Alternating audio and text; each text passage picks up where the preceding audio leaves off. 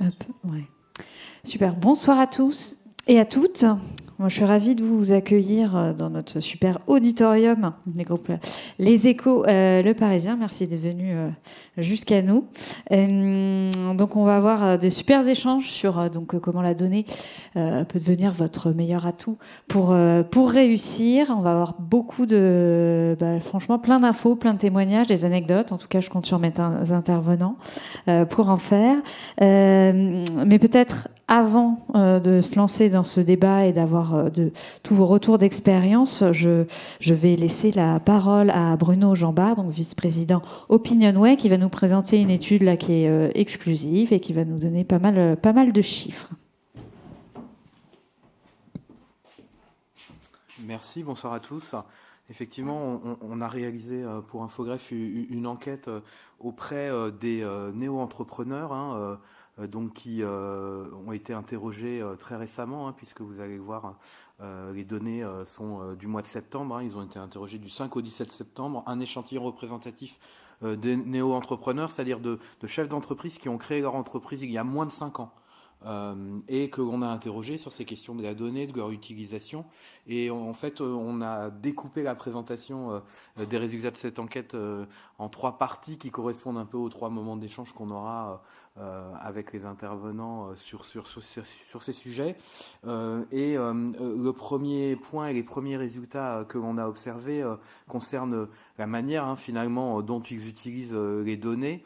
Et ce qui nous a frappé quand on regarde les résultats de cette enquête, c'est d'abord que une part très importante des néo-entrepreneurs, 52%, nous ont dit que très souvent ou assez souvent, finalement, dans leur parcours, ils avaient eu l'impression et le sentiment de manquer de données fiables pour leur travail de créateur d'entreprise et pour prendre les bonnes décisions. Et ça, c'est quelque chose d'assez frappant. Vous voyez qu'à l'inverse, ces résultats en vert, seuls 14% nous ont dit que ça ne leur était jamais arrivé d'avoir le sentiment de ne pas manquer de données fiables dans la nécessité pour eux de prendre de bonnes décisions. Ce qui nous a aussi interpellé quand on a regardé les résultats, c'est de constater que ce résultat de 52% qui ont le sentiment de manquer très souvent ou assez souvent de données fiables est encore plus important chez les jeunes créateurs d'entreprises, ceux qui ont moins de 30 ans, puisque parmi eux, on est à 64% même qui nous ont dit éprouver ce sentiment. Donc ça, c'est un point déjà important pour essayer de comprendre la relation qu'ont ces néo-entrepreneurs à la donnée.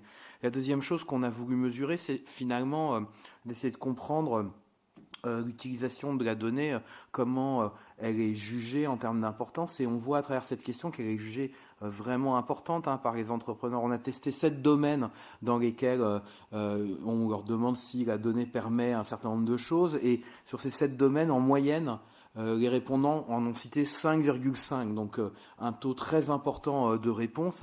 Vous voyez, 85% ont évoqué le fait de crédibiliser leurs décisions, 84% de développer un avantage compétitif sur leur marché, 80% de convaincre des partenaires, clients, investisseurs. Donc une utilisation importante et dans des domaines extrêmement variés.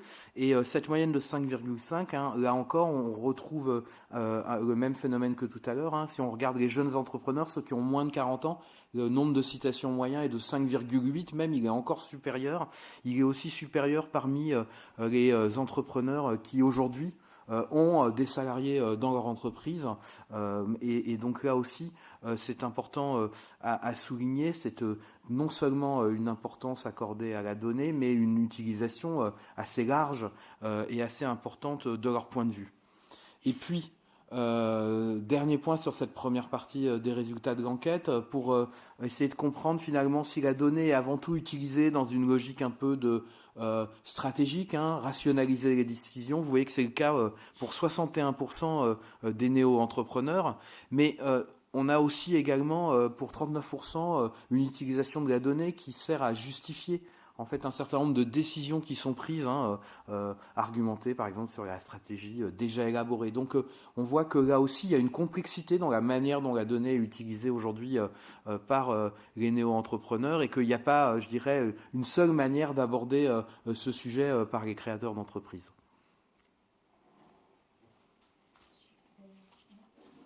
Super, merci beaucoup. Donc on va faire une petite pause pour pas comme ça vous donner plein de données d'affilée, mais je vais faire justement réagir les gens autour de la table. Donc déjà je vais les présenter. Mehdi Ouchalal, donc cofondateur de Legal Place, une legal tech française qui permet de faire plein de choses, créer son entreprise, faire même de la compta maintenant, enfin voilà, petit one-stop shop si je peux dire pour les entrepreneurs. Ensuite on a Jean-Christophe, donc directeur Infogreffe. À côté, donc je vais dire juste Nadine, voilà, j'ai peur d'écorcher votre nom, donc CEO de Forwarding, Logistique et Shipping, donc comme son nom l'indique, hein, vous êtes voilà. Dans le secteur maritime, et Inès Ami juste à côté, donc cofondatrice et CEO de Octolo Tech, qui est une plateforme de gouvernance, et je précise aussi que tu as été juriste, donc voilà, les données, tout ça, ça te parle bien. Est-ce que quelqu'un déjà veut réagir à peut-être 2-3 chiffres qui ont été donnés par Bruno? Est-ce que vous reconnaissez d'ailleurs dans tous ces pourcentages qui ont été donnés? Bon, je peux commencer un petit peu, mais c'est vrai que c'est des chiffres qui sont assez intéressants et qui, d'où, côté Inforef, puisqu'on a participé à l'étude avec vous, hein, mais merci pour votre travail sur le sujet. C'est vrai que c'est assez surprenant parce que c'est pas forcément le retour qu'on a toujours du terrain, ou quelque part sur la donnée, on voit qu'il y a eu une grande promotion de l'open data qui a été beaucoup mise en avant pendant ces dernières années. Et c'est vrai que de voir la valeur que les entrepreneurs accordent à la donnée, je trouve est un petit peu contradictoire avec quelque part l'importance qu'on donne à l'open data. Le problème de l'open data finalement, c'est que souvent c'est la notion de fiabilité qu'il peut y avoir derrière et pas forcément toujours au rendez-vous. L'open data, c'est difficile de savoir qui s'engage en fait au nom de cette donnée. Quelle crédibilité a la personne qui s'engage. Et c'est vrai que, voilà, quelque part, moi, c'est un peu la première réaction que ça m'amène. C'est intéressant pour nous, qui sommes justement Infogreffe, en tant que représentants de la profession des greffiers des tribunaux de commerce, et qui assure la diffusion des documents certifiés, des informations certifiées qui sont issues des tribunaux de commerce. C'est une étude qu'on reçoit avec beaucoup de... comment dire, de plaisir, dans le sens où ça veut dire qu'il y a une prise de conscience qui est en train de s'opérer autour de l'importance de cette donnée et d'avoir de la donnée de qualité pour pouvoir travailler efficacement. Inès. Moi, je suis moins surprise, peut-être parce que je fais partie de la tranche jeune entrepreneur. Il y a un point qui me paraît assez fort aujourd'hui, c'est que on se rend compte qu'en 2 ans, on a créé à peu près 80% de la donnée accessible aujourd'hui. Donc en fait, on est constamment submergé de données. Donc, pour se rassurer quand on crée ou autre, je pense que la première chose qu'on cherche, c'est de la donnée. Effectivement, la question qui se pose derrière, c'est est-ce que la donnée est crédible, quel est l'usage qu'on en fait, comment on l'utilise, comment on la manipule aussi. Mais ça ne m'étonne pas qu'il y ait une forte demande de données. C'est l'un des comment il s'appelle déjà, je vais vous donner son nom, j'ai pris mes petites notes, Deming, Edward Deming, qui est l'un des créateurs du management en société, qui disait vous pouvez croire Dieu, mais pour tous les autres vous devez apporter de la donnée. Et je pense que c'est une bonne base pour commencer sur ce sujet. Mehdi, peut-être une réaction côté à la fois toi en tant qu'entrepreneur, mais aussi en tant qu'entreprise qui accompagne aussi des entrepreneurs. Oui, alors moi ça ne m'étonne pas non plus. Donc moi je suis ancien avocat, donc la donnée en tant que créateur d'entreprise, quand on a fondé Legal Place, la donnée je savais la trier, la donnée juridique, je pense que la donnée juridique c'est la donnée légale, pardon. C'est la première chez les nouveaux créateurs, c'est la première consommée, d'après ce que je comprends. Et donc ça ne m'étonne pas cette fois-ci en tant que dirigeant de Legal Place, on accompagne donc des milliers d'entrepreneurs chaque mois. Et il existe beaucoup de données légales et réglementaires. Ils en ont vraiment besoin. Alors aujourd'hui, elle est très fragmentée, elle est éparpillée. Et alors, ils se posent beaucoup de questions. Déjà, créer une entreprise, c'est compliqué. Ils se posent beaucoup de questions sur leur statut. Quel statut choisir ? Comment est-ce que je me rémunère ? Donc, l'idée pour nous, c'est vraiment de leur créer des outils qui peuvent synthétiser, digérer toute cette donnée Et alors, en plus de ça, quand ils se lancent sur des activités réglementées, là, on est sur un océan de données qu'il leur faut pouvoir trier, quoi. Voilà. Oui, bonsoir. Moi, donc, effectivement, je suis présidente et fondatrice d'une société de transport maritime. Nous, les données, c'est vrai, c'est notre boussole dans notre travail. Il faut savoir qu'aujourd'hui, plus de 90% des données passent par les câbles sous-marins, ce qui représente 1,5 million de kilomètres de données qui passent. Et nous, on navigue vraiment avec toutes les données qu'on essaye de trier, de bien trier, parce que c'est comme ça aussi qu'on peut être performant dans notre métier. On va en parler un peu tout à l'heure de cela, mais c'est notre quotidien. Et quels étaient un peu les premiers cas d'usage que vous avez fait face quand vous avez créé votre entreprise? Voilà, pour les premiers usages autour de la donnée, c'est la donnée, je sais pas, de concurrence, justement légale.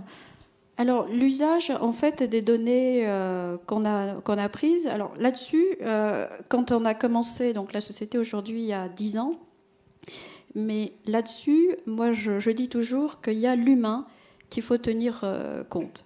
Alors quand on a créé la société, bien sûr, on a récupéré les différentes données sur les différents sites qu'il y a, et on s'est appuyé aussi, bien sûr, par l'aide d'un expert comptable qui est un bon partenaire dans le montage, bien sûr, du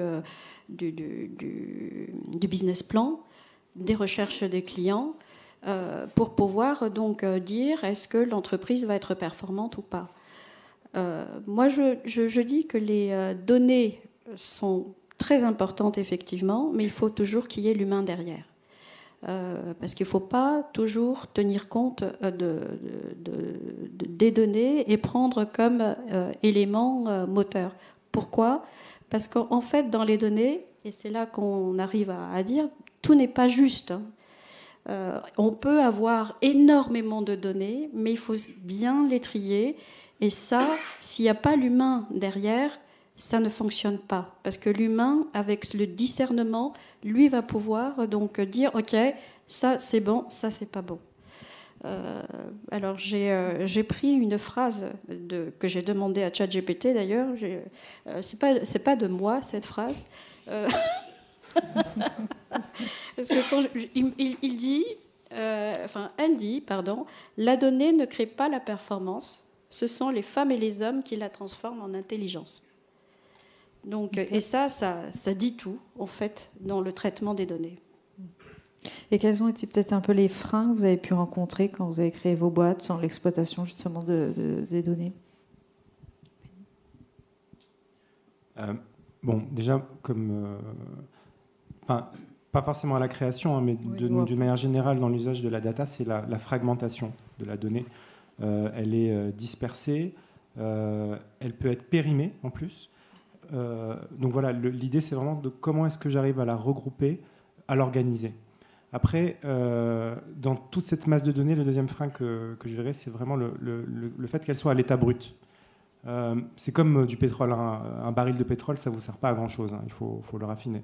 Et donc la donnée, il faut la retravailler pour la transformer en information actionnable. Sinon, c'est quelque chose qui ne sert à rien. Voilà. Et donc, il y a tout le travail de comment est-ce que j'organise, je raffine toute cette donnée pour vraiment avoir un message, pour que derrière, et je suis tout à fait d'accord avec toi, hein, pour que derrière, il y ait une décision humaine qui intervienne. Moi, tu la connais un petit peu, mon histoire, quand j'ai créé mon entreprise. Je fais une toute petite parenthèse sur la création elle-même. J'ai travaillé dans une start-up alors que j'étais étudiante en droit. Je me suis rendu compte que la plupart des start-up autour de moi ne géraient pas la partie légale parce qu'elles étaient débordées, parce que ça leur prenait trop de temps, parce qu'ils n'avaient pas accès à la bonne donnée là-dessus. Mais j'ai mis un peu ce sujet de côté. Ensuite, j'ai travaillé dans un grand groupe. Je me suis rendu compte qu'au niveau d'un grand groupe aussi, on n'automatisait pas, on n'avait pas accès à plein de données. Les salariés n'avaient pas accès aux données juridiques et donc n'avaient pas accès à des modèles ni rien, n'étaient pas formés, n'avaient pas accès à la donnée sur la gestion, en l'occurrence, du juridique. Et ensuite, j'ai mis ça de côté et je me suis rendu compte en cabinet d'avocat que les avocats ne géraient pas non plus la donnée, ne géraient pas la partie gouvernance parce que ça leur prenait trop de temps, qu'ils n'avaient pas d'automatisation, qu'ils n'avaient pas de données automatisables à mettre en jeu, alors qu'ils avaient plein de données. Et je me suis dit, quand même, il y a quelque chose à faire. Et c'est là que je me suis, après avoir fait mon propre constat et avoir un peu accumulé mes propres données, je suis allée chercher des données plus fiables.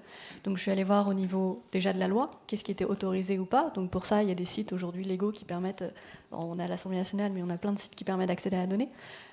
Ensuite, je suis allée chercher un peu plus au niveau des éditeurs juridiques, un peu plus de données, des études, qu'est-ce que disaient les profs de droit, etc. Qu'est-ce que disait la doctrine. Puis après, je suis allée voir au niveau de Infogreffe, éventuellement de Société.com ou Vapers, quelles étaient les données sur la publication des comptes et autres. Et puis après, je suis allée regarder plus généralement qu'est-ce qu'il y avait sur l'automatisation des contrats, alors, ou l'automatisation des données juridiques. Je pense que tu es un très bon exemple de ce qui a pu être fait là-dessus. Et je me suis dit, en fait, il y a un spot qui est resté sur lequel il n'y a pas de données, c'est la gestion de la gouvernance. J'ai pas trouvé de données dessus, d'automatisation ou autre. Qu'est-ce que je peux faire ? Et donc effectivement, je suis allée chercher un peu plus de données aussi au niveau d'Infogreffe.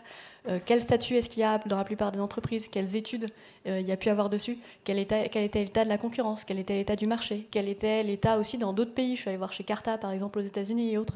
Et en fait, cette donnée-là, elle m'a permis de consolider une opinion que j'avais, une intuition, de lui donner un aspect plus concret. Ensuite, d'aller voir peut-être derrière des investisseurs en leur disant voilà ce que j'ai sur le papier, voilà pourquoi je pense qu'on peut aller loin. Et en fait, si j'avais pas des données derrière, j'aurais pas du tout été crédible. Donc je pense que la donnée, c'est déjà l'une de ces forces-là. Ça permet de conforter une intuition, ensuite de lui donner disons un peu plus de la rendre plus concrète, et ensuite réussir à savoir comment est-ce qu'on la met en œuvre, comment est-ce qu'on trouve un domaine de déploiement d'un produit, d'un marché. Et puis après, je pense qu'on en parlera tout à l'heure. Qu'est-ce que tu fais de cette donnée quand l'entreprise grandit ? Comment est-ce que tu peux l'utiliser pour aller chercher tes premiers clients, pour développer ta clientèle et autres ? Et puis, je pense aussi qu'Infogreffe, parce qu'Infogreffe n'est pas que Infogreffe, il y a plein d'autres outils dedans. Comment est-ce que je vais aller chercher, au milieu de toutes les aides publiques qu'il peut y avoir pour mon entreprise, la bonne aide publique ? Infogreffe pourra vous proposer une solution pour ça. Voilà, donc l'accès à la donnée, il y en a beaucoup. La question, c'est comment est-ce que tu réussis à trouver une donnée fiable, structurée, et qu'est-ce que tu fais de cette donnée-là ? Et effectivement, ensuite, la donnée, c'est une question aussi de travail et d'humain. Donc voilà, c'était mon opinion là-dessus. Ça fait une très bonne transition pour la deuxième partie de l'étude. Bruno, je vous relaisse la main. Alors, on a voulu aussi comprendre comment les néo-entrepreneurs utilisaient la donnée au cours de leur cycle d'entreprise. Et ce qui nous a frappé, là encore, dans les résultats, c'est que c'est d'abord dans le début du cycle, dans l'amorçage de l'entreprise, que la donnée est citée comme la plus importante. Vous voyez, 41% nous disent au moment de la réflexion autour du projet de création d'entreprise, puis 38% autour du moment du lancement de l'activité. Donc c'est vraiment dans ce démarrage de l'entreprise que c'est considéré comme essentiel. Mais on voit ici également que quand on regarde les 3 moments jugés les plus critiques et qu'on les additionne, dans le développement et le pilotage de l'entreprise, c'est important aussi pour 50% des néo-entrepreneurs. Et donc c'est quelque chose qui, de ce point de vue-là, les accompagne au-delà de ce lancement du cycle, même si on voit bien qu'ils y accordent une importance particulière au démarrage. Autre point, et ça qui est vraiment extrêmement, je dirais, important à souligner, c'est que en fait, finalement, tous les créateurs d'entreprises nous ont dit qu'ils utilisaient les données au moment de la création de leur entreprise, puisque vous le voyez, 47% nous ont même dit sur les 7 types de données qu'on leur a soumis, les avoir toutes utilisées au moment de la création de l'entreprise. Donc c'est quand même extrêmement important. Alors, quel type de données ? Avant tout, 94% les données légales qui ont été le plus citées, mais vous voyez, tous les autres types de données sont cités de manière assez élevée, 81% pour les données de performance de la concurrence, 80% pour les données marketing ou les données financières. Celles qui sont un peu moins citées sont les données RH ou de recrutement, mais c'est quand même 65% de ces créateurs d'entreprises qui nous ont dit les utiliser. Il faut le dire, il y a une petite raison pour laquelle elles sont un peu moins utilisées, c'est que dans le panel d'entrepreneurs interrogés, il y a encore des entreprises sans salariés. Donc évidemment, il peut y avoir quelques entreprises non concernées par ce type de données. Là encore, ce qui est frappant, c'est de noter que chez les moins de 40 ans, on a un taux plus élevé d'utilisation de la donnée. Et chez les entreprises qui, justement, ont des salariés, pour le point que je soulignais auparavant, là aussi, on a un taux plus élevé sur les 7. Ils ont cité en moyenne 6,2 pour les entreprises qui ont au moins un salarié avec elles. Alors, est-ce que ça se tarit dans le temps, cette utilisation de la donnée ? Ce que nous disent les néo-entrepreneurs, c'est pas du tout. Puisque 53% nous disent qu'aujourd'hui, ils utilisent davantage la donnée qu'au moment de la création de l'entreprise, et seulement 10% nous disent l'utiliser moins, donc c'est extrêmement faible, avec là encore un taux d'utilisation plus élevé et plus important qu'au démarrage parmi les jeunes entrepreneurs. Les moins de 30 ans sont 72% à nous dire les utiliser davantage aujourd'hui, et dans les entreprises aussi où on a 10 salariés et plus, ils sont 76% à nous dire qu'ils les utilisent davantage aujourd'hui qu'au moment de la création de l'entreprise. Alors, quand l'entreprise est établie, finalement, quel type de données on utilise ? On leur a demandé au cours des derniers mois quels sont les types de données qu'ils utilisent. Vous voyez qu'elles ne sont pas exactement les mêmes qu'au moment de la création.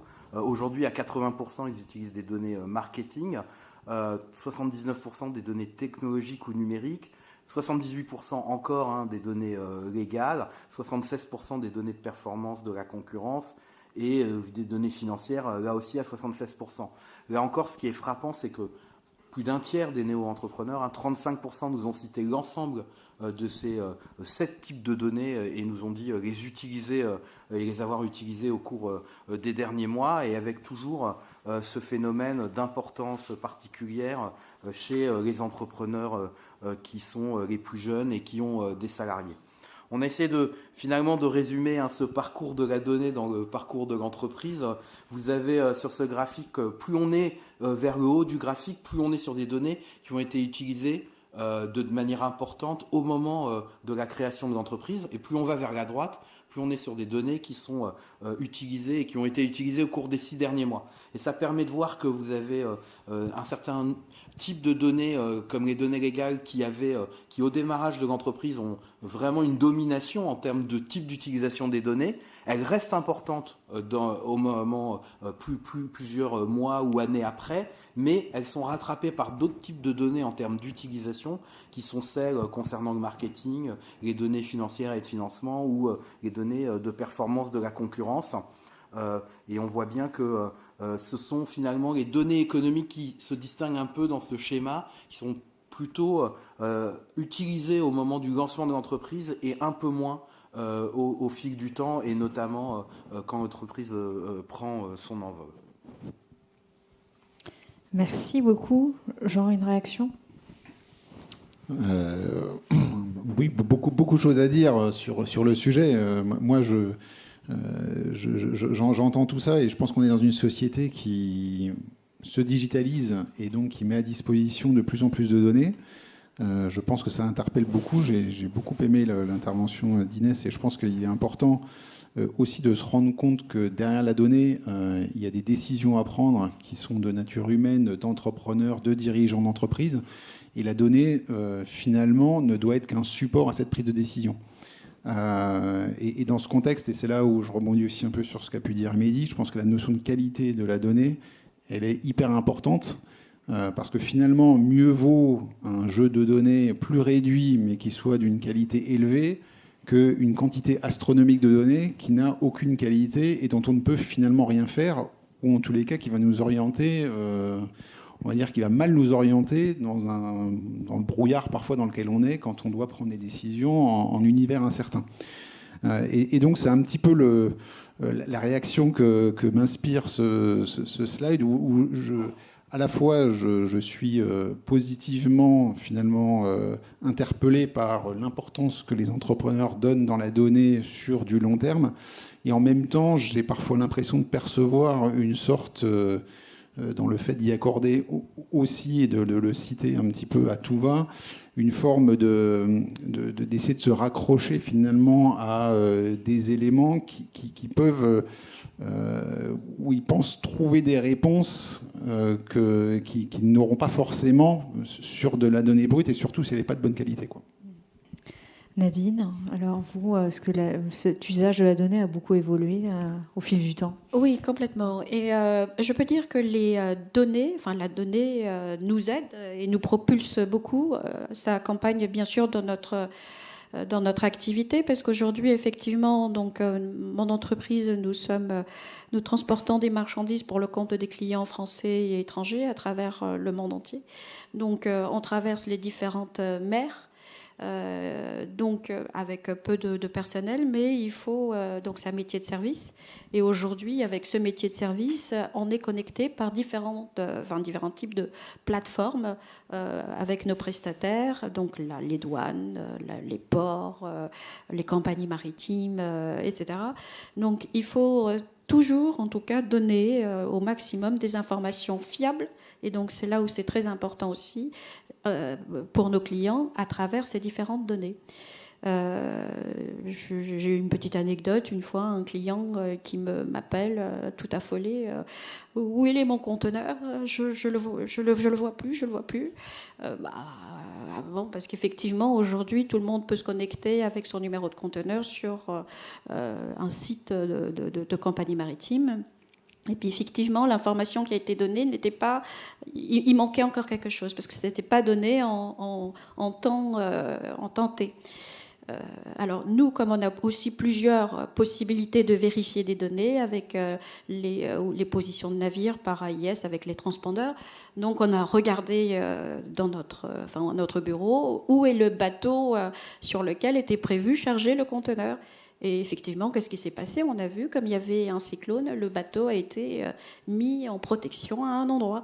Donc effectivement, les données nous aident pour pouvoir donc donner un service meilleur, une performance meilleure, mais il faut savoir trier les données. Donc c'est là où, oui, ça nous propulse, ça nous a bien accompagnés à pouvoir donner des informations fiables à nos clients.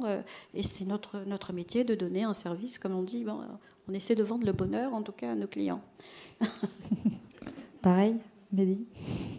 Est-ce que vous avez peut-être aussi des exemples un peu où justement l'analyse des données, ça a un peu changé, peut-être soit votre stratégie ou de Legal Place ou celle d'ailleurs des entrepreneurs que vous avez pu côtoyer ? La donnée, elle est essentielle dans la gestion. Alors, en tant que Legal Place, elle est essentielle parce que c'est vraiment... sans la donnée, on ne peut pas piloter la boîte, on ne peut pas piloter une boîte de manière générale, et encore moins Legal Place. Donc ça veut dire qu'il faut de bons outils.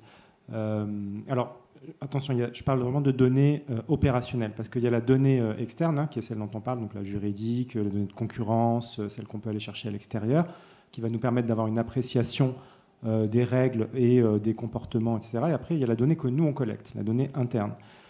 Et cette donnée donc interne opérationnelle, elle est d'ordre marketing, elle est d'ordre financière.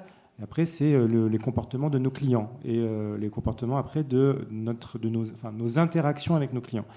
Quand on a des milliers de clients, on est obligé de mettre en place des outils de pilotage, donc des outils qui viennent resynthétiser toute cette donnée et traduire ça dans des tableaux qui permettent aux managers et puis aux directeurs opérationnels de piloter tout ça. Sans ça, on fonctionne qu'au feeling et on peut pas... Et alors, en termes d'exemple, c'est nous, chez Legal Place, on vient toujours challenger la donnée. On ne se fie jamais... donc, notre propre donnée, évidemment, on en parlera tout à l'heure, la donnée externe, c'est autre chose, mais notre propre donnée, donc celle qui nous est restituée en marketing, sur des données financières, on vient constamment regarder la tangibilité de ce que nous donnent nos tableaux. Et un petit exemple, c'est qu'à un moment sur l'un de nos services, alors on a une filiale d'expertise comptable, on fait aussi un service de domiciliation. À un moment, on avait tous les compteurs qui étaient OK, mais on voyait le nombre d'avis sur la domiciliation, de mauvais avis, qui augmentait. On ne comprenait pas. Et en fait, il y avait l'un des capteurs qu'on avait mis qui marchait plus, tout simplement. Et donc, on s'est rendu compte que le micro-support sur tel élément-là, le support téléphonique, n'était pas tout à fait... il était de mauvaise qualité. Et donc, il fallait réparer ça et pour très, très vite rétablir ce service-là. Donc, la moindre fissure dans le reporting de la donnée, ça crée après des problèmes dans la relation client. Alors, après, chez Legal Place, nous, on travaille un deuxième type de données qui tient à notre activité. Donc, on est une Legal Tech, pas un cabinet d'avocats, donc on ne fait pas de conseils, mais on est aussi un cabinet d'expertise comptable, une boîte de domiciliation. Ça veut dire qu'on est très régulé. Et donc, on doit collecter un certain nombre de documents et on doit vérifier ces documents. Donc, pour des documents de connaissance client à l'entrée en relation d'affaires, pour après les transmettre au greffier pour la création de boîte. Donc, on fait tout ce travail en tant que formaliste mandataire. Donc, là, on doit aussi travailler beaucoup de données, des pièces d'identité, des justificatifs, des documents juridiques. Et après, en tant qu'expert comptable, donc notre filiale, il y a toute la donnée financière qui doit être travaillée, restituée sous forme de bilan, de déclaration de TVA. Et donc là aussi, il faut mettre en place vraiment des outils parce que c'est un travail colossal, quoi. Voilà. Inès ? Je suivrai le même plan que toi, Mehdi. Je vais d'abord parler de mon expérience pour Octolo et ensuite de ce que je constate chez mes clients et l'usage qui en est fait, en particulier lié au fait qu'on soit une legal tech. Déjà, il y a une autre étude, mais qui a déjà quelques années, qui m'avait marqué, qui est une étude de McKinsey qui disait que les entreprises qui sont data-driven, il y en a à peu près, elles ont 25 fois plus de chances de gagner des clients et elles ont, le chiffre c'était 6 fois plus de chances de conserver le client derrière. Et ça, pour moi, c'est quelque chose qui est assez fort, c'est que la donnée, etc., ça peut être très froid, mais en fait, ça permet aussi de mettre du personnel dans la relation client. Quand j'ai un nouveau prospect qui arrive et que je dois lui faire une démonstration, je vais aller chercher des données. Donc nous, on est sur la gestion de l'actionnariat, des assemblées générales, etc. Je vais aller chercher sur Infogreffe ou autre leurs derniers procès-verbaux pour voir s'il y a eu des activités particulières. Par exemple, un changement de direction, ça explique qu'il y a un changement de fonctionnement dans l'entreprise. Est-ce que dans le PV, je vois qu'ils ont déjà de la dématérialisation ou pas, etc. Et ça fait que quand ils vont arriver, on va directement gagner du temps, on va directement leur adresser le bon discours de la bonne manière. Et ça permet de gagner des clients beaucoup plus facilement. Ensuite, ça me permet aussi de personnaliser la plateforme. Lorsque j'ai mes clients, je vais collecter un maximum de données dans la mesure du légal pour m'assurer qu'ils sont contents. Je vais chaque année faire des mesures de satisfaction pour m'assurer qu'ils sont contents, m'assurer peut-être qu'ils ont des nouvelles idées, des nouveaux produits que je vais pouvoir développer. C'est ce qui fait qu'on a un produit qui est toujours considéré comme étant extrêmement proche de l'usage. C'est parce que en fait, il est co-construit avec nos utilisateurs, avec nos clients. C'est la meilleure manière de le faire. Et pour ça, on a besoin de données, on a besoin de la collecter, on a besoin de l'organiser et on a besoin de l'interpréter. Et de l'autre côté, moi, j'ai besoin de rendre des comptes aussi à mes investisseurs, donc d'avoir des données et autres. Ensuite, le second point, c'est mes clients. Ils organisent des assemblées générales, des conseils d'administration. Ils ont tout le cœur de leur stratégie qui est là, puisque la gouvernance, c'est le cœur stratégique de l'entreprise, c'est la prise de décision. Alors, ça peut être de l'automatisation, mais c'est aussi la prise de décision. La prise de décision, c'est quoi ? C'est se baser sur de la donnée.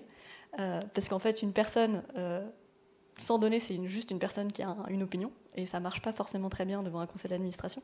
Donc avoir des données, ça va permettre justement en les structurant bien, de les présenter à un conseil et autres. Et je vois de plus en plus ce travail qui est fait et cette demande de la part de mes clients de pouvoir structurer et présenter de la donnée, faire du reporting de manière très structurée et donc réussir à bien collecter les données. Et une fois la décision prise, réussir à la partager, puisque en fait cette décision, nous-mêmes, on va créer la donnée qui ensuite doit être partagée, avec les greffes et autres, mais aussi avec les collaborateurs de l'entreprise, avec les autorités de contrôle, etc.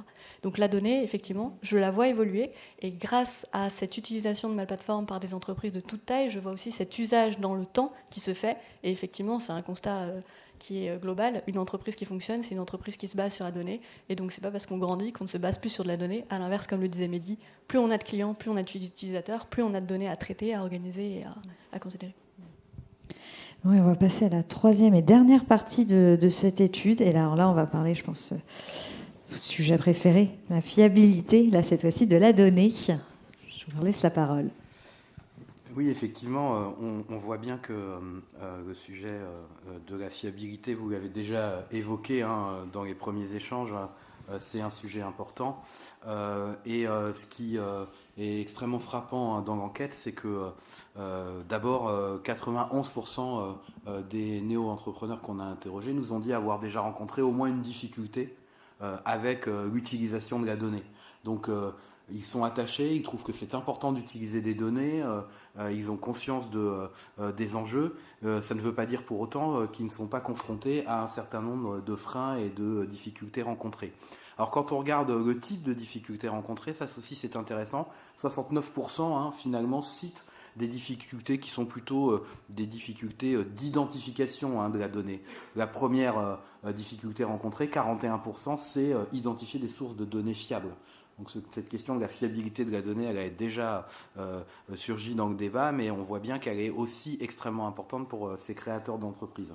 36% nous disent identifier quelles données seront utiles à mon entreprise. Donc là aussi, c'est un élément important. Et puis 31% réussir à trouver l'information que je recherche en allant chercher de la donnée. Ce qui m'a frappé aussi en regardant les résultats, c'est qu'un sujet qui généralement est extrêmement évoqué, que ce soit quand on interroge des consommateurs ou des entreprises, à savoir le coût, n'est pas si important dans ces difficultés rencontrées. Seulement 30% nous ont dit que financer l'accès à la donnée, c'était une difficulté. Alors ça existe, c'est cité par ces créateurs d'entreprises, mais ça n'est pas finalement le sujet principal, ce qui souvent est le cas. Et puis, l'autre élément intéressant que je tiens à souligner, à pointer, c'est que 30% nous ont dit aussi, une des difficultés qu'on rencontre, c'est de traduire ces données en décisions concrètes. Et donc, avoir de la donnée, l'utiliser, y accéder, c'est bien, mais il faut encore aussi être capable de savoir comment on la traduit et comment on l'utilise dans sa stratégie. Et ça n'est pas forcément quelque chose qui est si évident que cela.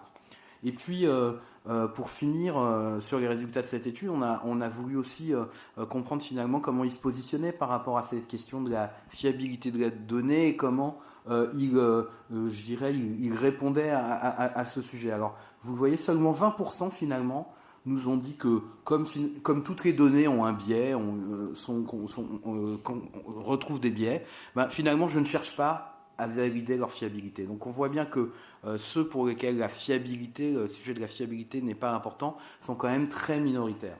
À l'inverse, 35% nous ont dit qu'ils consultaient uniquement des données institutionnelles pour être rassurés sur la qualité de la donnée, et 45% qu'ils cherchaient à valider eux-mêmes ces données pour essayer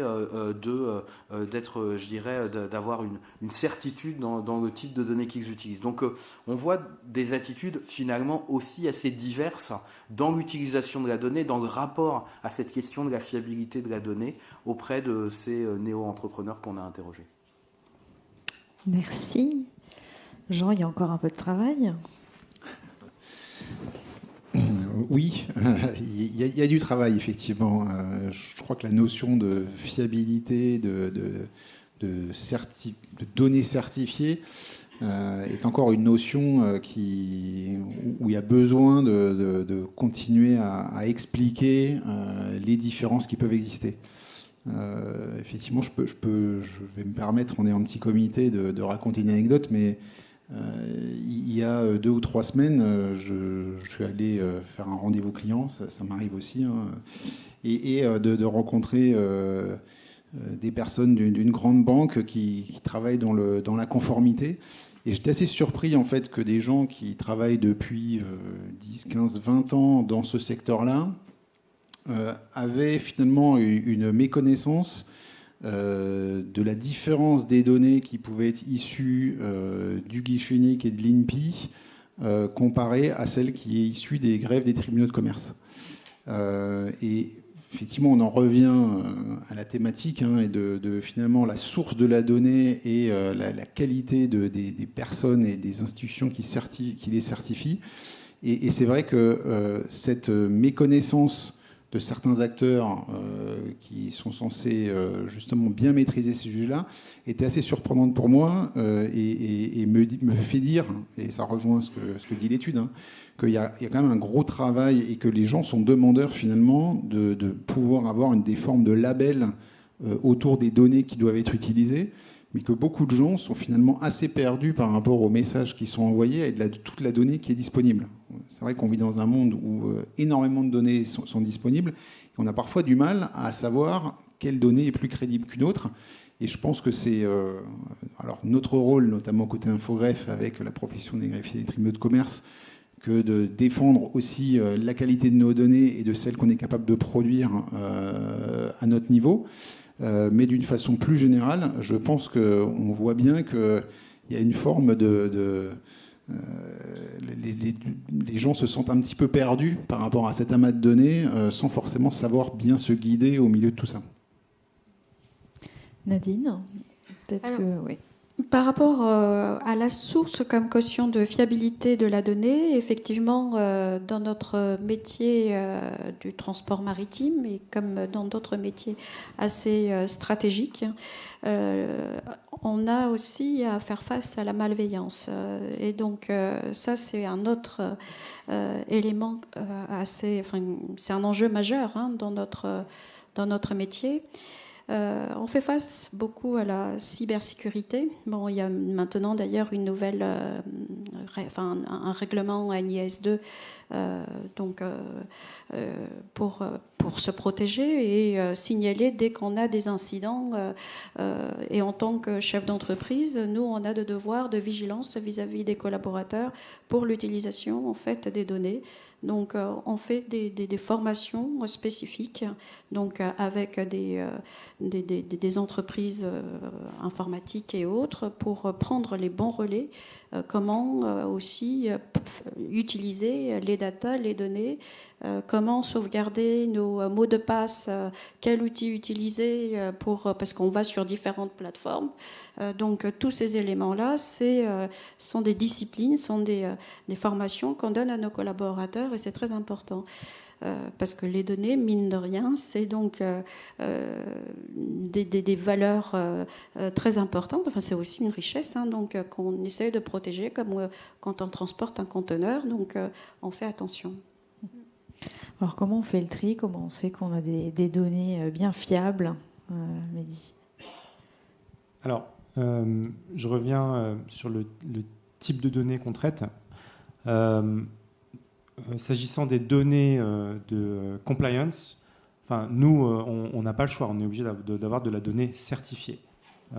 Et on ne va pas s'amuser à aller regarder des informations sur des sites qui n'ont pas le tampon. Donc, typiquement, voilà, nous, c'est Infogreffe. Quand on doit, de par nos obligations d'expert comptable, au niveau de notre cabinet, on doit télécharger les cabis, mais même en tant que formaliste, quand quelqu'un vient nous voir pour une formalité, voilà, on prend les cabis et c'est aujourd'hui la donnée qui est certifiée, c'est un peu la pièce d'identité du client. Ça, c'est pour la donnée légale. Après, on peut avoir aussi de la donnée donc, du client, la CNI, de la donnée personnelle. Et là, effectivement, il y a beaucoup de malveillance. Il peut y avoir beaucoup de faux. Enfin, les gens, ils peuvent faire des faux. Et donc, là, il faut utiliser de bons outils. Donc là aussi, on va utiliser des outils... parce qu'on n'est pas, à l'œil nu, on peut voir, on peut essayer de détecter des faux, mais il y a des outils qui sont eux-mêmes certifiés et qui vont tenter de détecter ce qui est faux et ce qui est vrai. Mais il faut vraiment à chaque fois, il faut se fier finalement soit à de la donnée certifiée, en ce qui nous concerne, soit à des outils qui eux-mêmes ont une forme de certification. Et donc déléguer à des tiers ce type d'outils, qui d'ailleurs utilisent aujourd'hui de plus en plus d'IA. Nous-mêmes, on implémente pour prédétecter certains éléments, on implémente de plus en plus d'IA. Voilà. Donc c'est un peu un écosystème de vérification humaine et d'outils, et en s'appuyant sur des acteurs certifiés comme Infogreffe, qui fait qu'on arrive à traiter de la donnée certifiée. Voilà. Justement, tu as dit le mot magique d'IA, on est obligé d'en parler. Inès, est-ce que, évidemment, on va pas, en tant qu'entrepreneuse, est-ce qu'on peut se fier à ChatGPT, le chat, Gemini, Claude, etc. J'imagine que non, mais c'est sûr que vous l'utilisez tous au quotidien, mais jusqu'où en fait? J'aurais une question pour la salle qui est combien d'entre vous, lorsqu'ils utilisent ChatGPT, Gemini ou autre, ou le chat, demandent la source de tout ce qui est dit et vont ensuite vérifier la source? Il y en a un certain nombre. Alors après, on est sur une conférence sur la data, donc félicitations. Mais il y a aussi un certain nombre qui n'a pas levé la main. Pourquoi est-ce que c'est... moi, quelquefois, je suis hallucinée comme sur des choses qui, quelquefois, me semblent évidentes et simples. Par exemple, citer un texte de loi. L'outil IA va potentiellement citer l'article d'à côté, alors en mettant la bonne réponse, mais le mauvais article. Donc ça, c'est pas très compliqué à les vérifier. Mais Pourtant, il me semblerait que le droit, par principe, est quand même assez structuré et une base de données qui, en plus, est accessible et autres. Donc, c'est quelquefois assez inquiétant. Donc, oui, il faut absolument vérifier la donnée. Après, on ne se cache pas que, effectivement, c'est un usage qui est incroyable, il y a un accès qui est incroyable. Mais comme le disait Mehdi, nous aussi, dans la partie Legal Tech, on a la partie structuration d'une donnée corporate qu'on ne peut pas risquer d'inventer. Et en particulier, lorsqu'un client va installer sa société sur Octolo, on va récupérer potentiellement l'historique. Cet historique, soit on le récupère auprès de l'entreprise, soit on va le récupérer automatiquement auprès du guichet unique, d'Infogreffe. Éventuellement, on peut compléter avec Papers, parce que c'est assez intéressant de voir que les données ne se retrouvent pas. Enfin, on ne retrouve pas forcément les mêmes données, et effectivement, Infogreffe a souvent, le greffe a souvent plein de données en plus qui sont particulièrement intéressantes, mais pas forcément pas forcément accessibles gratuitement. Ça dépend de qui on est, de quelle structure on est. Mais effectivement, l'important, c'est d'avoir des données qui sont fiables, donc d'aller chercher auprès des acteurs fiables et tamponnés. Et la raison pour laquelle on est tous là aujourd'hui, c'est quand même que Infogreffe permet d'avoir cet accès-là. Après, c'est effectivement l'un des points d'accès de la donnée. En dehors des données corporate et autres, il y a les données de est-ce que mon client, par exemple, a des problèmes juridiques, est-ce qu'il paye ses prestataires. Les médias aussi sont une grande aide. Donc, je préfère aller voir les Échos que TikTok quand je me renseigne quand je cherche des informations. Mais malheureusement, ça paraît évident potentiellement pour certaines générations. Pour les plus jeunes, c'est quoi ? C'est 80% qui vont chercher des informations sur Instagram, TikTok et X. Alors qu'on se rend compte aujourd'hui que le pourcentage d'informations véridiques, par exemple sur X, est inférieur au pourcentage d'informations problématiques. Donc effectivement, l'accessibilité d'une data certifiée et fiable est une vraie problématique dont il est temps de se saisir aujourd'hui. Bon, j'ai une dernière question et après, si dans la salle vous en avez, je vous donnerai la parole, mais je voulais évoquer avec vous le thème quand même de la confidentialité des données personnelles des dirigeants, puisque ces derniers mois, il y a eu quand même beaucoup d'actualités là-dessus, des tentatives d'enlèvement, des enlèvements notamment dans le secteur de la crypto. Est-ce que d'ailleurs ça vous inquiète, vous, en tant qu'entrepreneur, ça, de se dire, j'imagine quand même, de se dire que voilà, mes données sont personnelles, mon adresse est accessible comme ça? Est-ce que c'est la faute à l'open data, comme ça? L'open data, c'est super, mais effectivement, je pense que ça mérite de se poser quelques questions en amont. On en a discuté. Moi, il me semble... c'est quelque chose qui me dépasse. Je ne comprends pas pourquoi un dirigeant d'entreprise aurait besoin de mettre son adresse personnelle de manière publique, sachant que, a priori, les services qui ont besoin d'avoir cet accès l'ont. On multiplie les informations auprès des services de l'État, éventuellement auprès du greffe, etc., sans avoir forcément besoin de mettre en public les données. Donc, d'autant plus en tant que femme entrepreneur, moi, ça m'inquiète. Et c'est quelque chose que, en tant qu'ancienne avocate, j'avais déjà en tête quand j'ai créé mon entreprise. Donc, j'ai plus ou moins cadré cette question-là avant même de créer mon entreprise. Mais je trouve que c'est un vrai sujet. Heureusement, il y a une amélioration qui a été effectuée ces derniers temps en permettant de biffer la donnée. En revanche, je pense qu'il y a encore des améliorations qui pourraient être faites sur le sujet. Alors, clairement, c'est avoir son adresse personnelle en ligne, c'est toujours inquiétant. Il peut toujours y avoir... au-delà des gens malveillants qui veulent... moi, je ne pense pas faire partie des cibles à kidnapper, mais il peut y avoir aussi des clients insatisfaits qui débarquent chez vous. Donc ça, c'est sûr que... après, alors, nous, ce qu'on constate chez Legal Place, c'est qu'on a beaucoup... Parce qu'il y a le siège social, il y a beaucoup de... On parlait tout à l'heure des entreprises. Aujourd'hui, 90% de nos clients ne vont jamais embaucher. C'est des boîtes qui vont rester en solopreneur. L'entrepreneuriat en France, c'est aussi beaucoup de solopreneurs. Et c'est des gens qui vont bosser dans des espaces de coworking qui ne peuvent pas les domicilier parce qu'ils n'ont pas l'agrément préfectoral pour avoir le siège, ou qui vont bosser de chez eux. Et donc, très souvent, ils choisissent comme siège social leur domicile. Et ça, c'est encore plus visible que l'adresse personnelle du dirigeant, parce que l'adresse personnelle du dirigeant, aujourd'hui, il y a cette ouverture qui a été faite cet été pour pouvoir la rendre confidentielle, mais on a encore beaucoup de solopreneurs qui se domicilient, donc qui ont leur siège social chez eux. Et ça, c'est une problématique, parce que le siège social, on ne peut pas le gommer. On peut pas donc, on constate, nous, qu'on a beaucoup de clients qui viennent voir notre service de domiciliation en disant, voilà, moi, je préfère être domicilié chez vous pour que mon adresse reste anonyme. Voilà. Nadine ? Oui, c'est une vraie préoccupation, forcément, qu'on sache où on habite, etc. Alors pareil, je ne suis pas non plus, je pense pas de cible à kidnapper, mais c'est préoccupant. Et Jean ? Alors oui, je peux aussi témoigner parce que nous, côté Inforef ou côté des greffiers des tribunaux de commerce, on a été beaucoup sollicités en amont de finalement la modification et des nouveaux décrets qui ont pu être publiés pour nous demander effectivement de rendre d'effacer ces adresses personnelles, mais quelque part on était un peu contraint par les textes de loi aussi, qui imposent à la publicité du registre des commerces et des sociétés. Donc d'une certaine manière, l'évolution de la loi est une bonne chose parce que ça permet de répondre à cette attente-là. Bon, malheureusement, je pense que la loi n'adresse qu'une partie du problème, parce qu'il y a plein d'autres endroits où les adresses personnelles restent visibles. Et pour les gens qui ont déjà publié leur adresse personnelle dans des actes et qui ont déjà été diffusés massivement avec l'open data, bon courage pour essayer d'aller récupérer tous ces documents-là et faire remplacer les documents par les documents qui auront été anonymisés.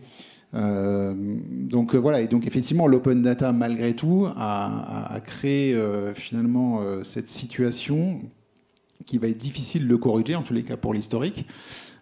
Et quelque part, c'est aussi assez symptomatique du fait que c'est seulement maintenant qu'on a, je vais dire, promu l'open data sur ces 5 ou dernières années que cette problématique est apparue. À l'époque où la donnée était restreinte, vérifiée, payante, notamment avec Inforef, on avait la capacité de s'assurer et de vérifier qui avait eu accès à la donnée. Donc je pense que ça a été un garde-fou malgré tout sur des tentatives dont on a pu entendre aujourd'hui, où on avait un moyen d'éventuellement retrouver les personnes qui auraient pu faire des actes malveillants. Avec l'open data, on n'a malheureusement plus du tout ces moyens-là. Donc effectivement, je pense que ça fait partie du problème. Après, il y avait déjà les journaux d'annonces légales, malheureusement. Mais effectivement, après, la question, c'est aussi pourquoi... je pense qu'il y a beaucoup de cas où on pourrait éviter tout simplement, en changeant la loi, de publier les adresses. C'est ce qui a été fait. Donc effectivement, ça répond à ça, mais ça ne répond pas à l'historique où il y a besoin de faire des démarches supplémentaires pour y arriver. Bien, écoutez, merci beaucoup à tous les quatre et merci beaucoup à Bruno pour l'étude. Si jamais vous avez une petite question ou deux, c'est le moment. Souvent la première est difficile, mais non. Je suis sûrement méprise sur le sujet parce que vous parlez de data. Pour moi, la data, c'est le pétrole du 21e siècle. Et vous avez par exemple cherché sur ChatGPT, madame, pour avoir une citation. Comment êtes-vous sûr que cette citation soit réelle ? Donc pour moi, il y a une grosse problématique de confidentialité des données, de souveraineté des données. Et pour moi, ça fait partie aussi d'un ensemble que vous n'avez absolument pas abordé. Moi, je conseille des entreprises pour qui la data, c'est hyper important. Donc je suis étonnée que les entreprises, plus elles sont grossissent, elles trouvent que les datas sont moins importantes. En réalité, c'est le cœur de l'activité de l'entreprise. Et quand on implémente de l'IA dans une entreprise, la première chose qu'on fait, c'est qu'on analyse les données, on fait une bibliothèque de données, on définit si les données sont vraies ou fausses, on met en place une arbitration des données et après, derrière, on peut utiliser un LLM privé, un LLM vertical. Et pour moi, la donnée, c'est la base de tout. Donc après, aller chercher des données et voir si elles sont vraies ou fausses, de plus en plus... Vous disiez que ces 2 dernières années, la plupart des données, il y a eu une recrudescence de création de données. Il faut savoir qu'une grosse partie de ces données sont créées par l'IA. Donc, est-ce que vous avez réfléchi à ça également ? Alors, nous, évidemment, on n'utilise pas l'IA à échelle... on n'utilise pas de chatbot à échelle. On utilise parce que d'ailleurs il y a une étude du MIT qui est sortie très récemment qui dit que 95% des projets IA n'ont pas trouvé de modèle économique. Ce qu'on constate nous, c'est que, et ce dont on est persuadé, notre conviction chez Legal Place, c'est que si on plug de l'IA sur des process qui sont mal ficelés, ou si des humains non experts prennent de l'IA, en fait, ça ne va faire qu'accentuer un chaos existant. Et donc, nous, on utilise l'IA que dans des briques qu'on maîtrise déjà parfaitement. Typiquement, alors, dans notre service de domiciliation, on utilise l'IA pour s'assurer que les courriers ne partent pas au mauvais destinataire. Donc, c'est un bouclier, on utilise l'IA comme bouclier. On va utiliser l'IA aussi pour venir vérifier que des rédactions d'objets collent bien à la statistique. Voilà, mais donc voilà, on n'utilise vraiment que dans des cas hyper cadrés, hyper contrôlés, et jamais de chatbot au contact du client final, et pas de chatbot à échelle. Voilà. Donc, pourtant, notre CTO, notre directeur technique, c'est un gars qui a un PhD aux États-Unis en IA. Donc, c'est quelqu'un qui est très expert, mais c'est justement fort de cette expérience qu'il faut utiliser ça de manière très, très maîtrisée. En tout cas, c'est notre conviction. Je suis complètement d'accord. Voilà. Ce que je voulais dire, c'est que comme vous ne l'aviez pas du tout abordé, c'est pour ça que je trouvais que c'était intéressant. On l'a effectivement très rapidement abordé, mais probablement parce qu'on est assez d'accord aussi sur le sujet, qui est que on le sait qu'aujourd'hui, la donnée, c'est l'or du XXIe siècle, que l'IA se base sur la donnée, que quand il y a des solutions IA qui n'arrivent pas à se développer, habituellement, c'est parce qu'il n'y a pas de données ou pas de données structurées. On peut parler, par exemple, des études sur la médecine féminine où il n'y a pas assez de données pour avoir des outils. Donc d'abord, le travail, c'est de récupérer cette donnée et autres, qu'il y a des bases de données structurées. La problématique, c'est qu'effectivement, quand on va acheter ces bases de données, si elles ne sont pas fiables, on revient au sujet de départ, qui est comment on fait pour avoir de la donnée fiable sur laquelle se baser. Et ensuite, la donnée interne aussi, il faut savoir la structurer. Et une fois qu'on a su la structurer, il faut savoir l'utiliser et donc construire une solution IA. Oui, mais l'IA n'est pas la solution à tout et au contraire peut entraîner beaucoup de problèmes si c'est basé sur des mauvaises données. Oui, l'IA, si on ne maîtrise pas, ce n'est pas la peine. Donc les données, oui, c'est ce qu'on avait expliqué au début. Hein. On est dans une data bank, hein. On a des données partout, donc il faut savoir les trier, les bien choisir, et faire son tri. Ça, c'est super important.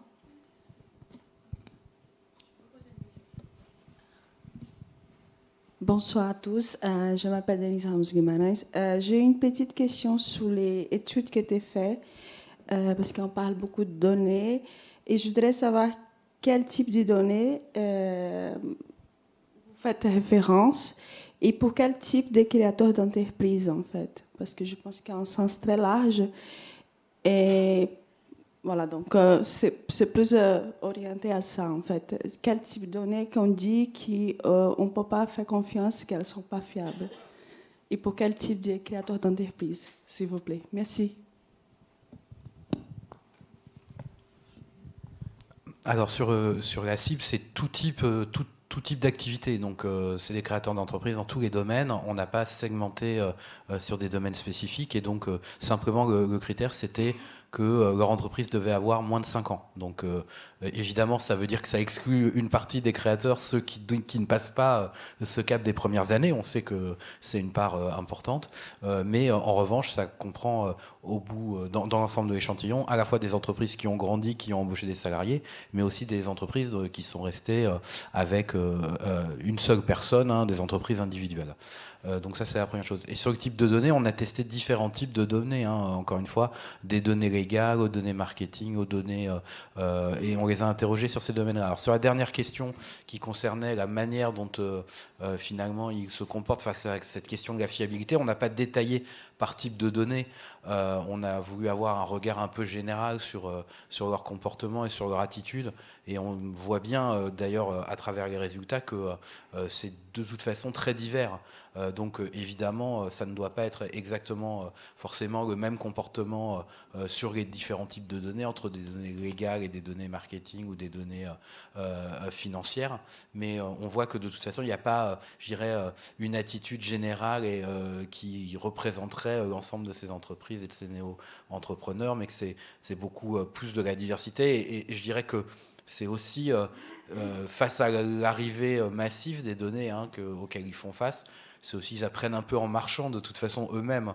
C'est-à-dire que probablement qu'au bout de 2 ans, ils n'ont pas exactement le même comportement face aux données comme ils l'auront au bout de 3, 4, 5 ans, parce que justement, ils vont apprendre à justement identifier ce qui va être fiable, pas fiable, et comment se comporter face à la donnée pour essayer de s'assurer de leur qualité et de leur fiabilité. Merci. Dernière, comme ça après on tient pile le timing. Bonsoir, je m'appelle Blanche Cazy. Moi, je n'ai pas vraiment une question, mais je voulais donner mon retour d'expérience par rapport à la donnée, parce que là, on a beaucoup parlé de données pour les créateurs d'entreprises ou pour générer de la clientèle. Mais aujourd'hui, moi, ce que je constate dans mon activité, parce que je fais du consulting, mais je travaille également dans la RSE, c'est qu'aujourd'hui, la donnée pour les entreprises, c'est un outil de compétitivité redoutable.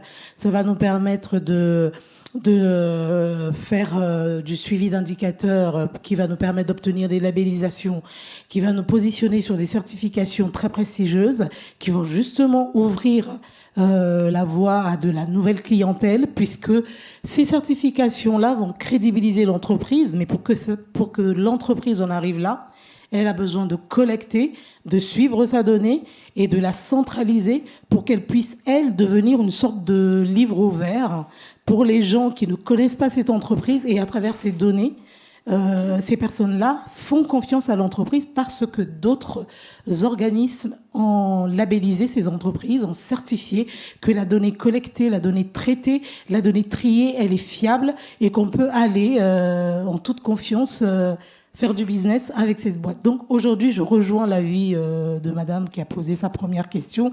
La donnée, c'est l'or de l'entreprise et il faut vraiment, vraiment, vraiment en faire bon usage parce qu'elle sert pour le business, mais elle sert également pour l'humain, puisque aujourd'hui, on collecte des données pour traiter, par exemple, les sujets de discrimination et pour mieux intégrer la diversité dans les sociétés, pour faire respecter les droits humains, notamment au niveau de l'ONU, avec l'agenda 2030.